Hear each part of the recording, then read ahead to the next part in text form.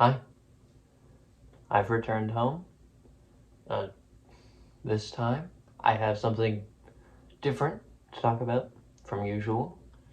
Still an album, but this time it's a, a remix, I guess, or more a full remake of the 2006 album, Count Your Blessings from Bring Me the Horizon. This is a complete re-recording of the album with a bonus track at the end as well. Of an album that's 20 years old at this point, around that. It has a very interesting history behind it. Bring Me the Horizon, obviously nowadays a very popular band. They're known for Can You Feel My Heart? They're known now as like a metalcore band, or even like a pop rock band, electronic rock band. But when they first released this album all those years ago, the original version, they were a deathcore band because that was a phase, kind of like a gimmick in the 2000s. Not that the genre doesn't exist now, it's just in this form when it was really raw and it was far more like the lyrics were what you would think of as like emo stuff. Nowadays, the genre is much more grand. The vocals have been improved quite a bit. I was not around for a first-hand experience with that like MySpace deathcore era, but when Count Your Blessings first came out, it was a very big phenomenon in that little microcosm. It wasn't the first deathcore release by any means.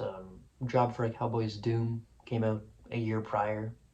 That's probably looked on more fondly now, but this was still a pretty popular release when it came out.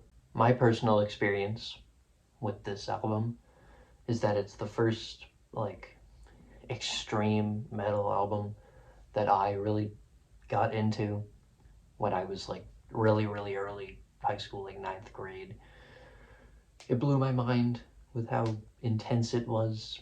Of course, now with everything I've listened to up to this point, it's a little silly by comparison, but there's still, a charm to it for me with how amateurish it feels. It's a little bit immature here and there, kind of try hard edgy, but it's always just enjoyable to listen to and just reminisce on it. Now, to talk about the remixed parts of it, the added parts, the production value has obviously increased at least tenfold on this remix. No doubt because the band are all probably multi-millionaires by this point. There has been lots of volume added to pretty much everything. The drums sound much more full. They're very aggressive, booming.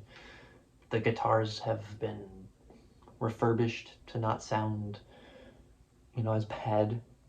Because in the original version, they still sounded pretty good, but it was clear that the equipment they were using wasn't exactly the highest grade. It sounded a bit crackly at times, but this is just clear, even if it is distorted to a high degree. The background vocals have also been raised closer to the front so you can actually hear them, and they actually add a lot to all these growls, is screams, which on the original, they were there faintly at points, but they weren't really noticeable with the way that was mixed.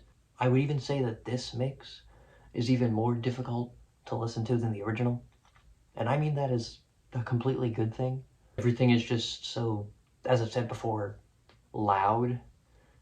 The speed and intensity coupled with how much the volume has been raised just makes it kind of a hellish experience, which the original, a lot of people make fun of old deathcore for being, not as intense as a lot of other genres of metal, especially extreme genres. But with the modern production that they have here, I think it manages to even like reach those death metal standards. For me, some of the charm of the original mix is kind of lost now that it's more professional. But I think in return of kind of losing the nostalgia factor, you gain something that's overall, like, objectively a better product.